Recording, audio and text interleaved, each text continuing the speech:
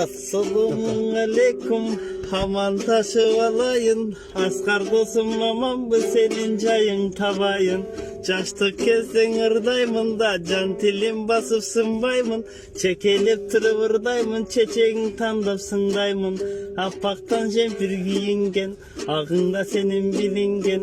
Aytılı sözge kanasın, kaysıl jerden canasın. Komuzlu oldum oynasam, dilimde balkıp boylasam.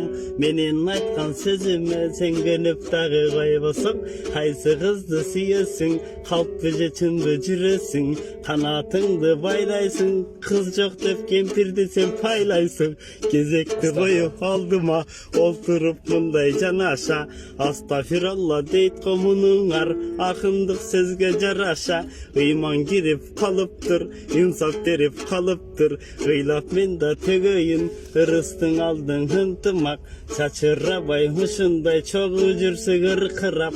Yaşın özü tunukta, жалғыз деген суukta. Suukta da kışta da çok ucursök bilinnet. Suuk bunun жылуу geçinde, ayal alsan bilinnet. Akındın sözün ukpasan, aytayın dosum astafirallah degen sözünde jardan berbey bilinnet. Jakındadı, kakşadı, jaş baladay başladı. Süyemünde Asgar dostum kızdardın süretin görsetip namiye kıla başladı.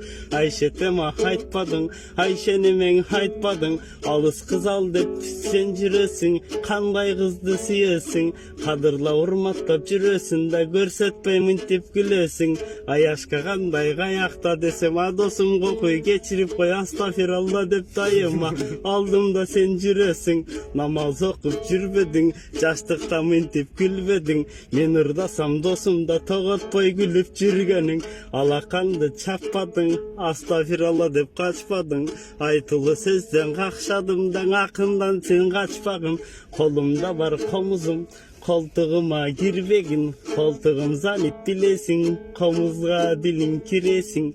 Korkpoy çertip bereyin, okşosu da keleyin. Okşot poston uçuratpayt degen sözde bileyin. Ağayın tuğan heline, kaşın namınday tırayın.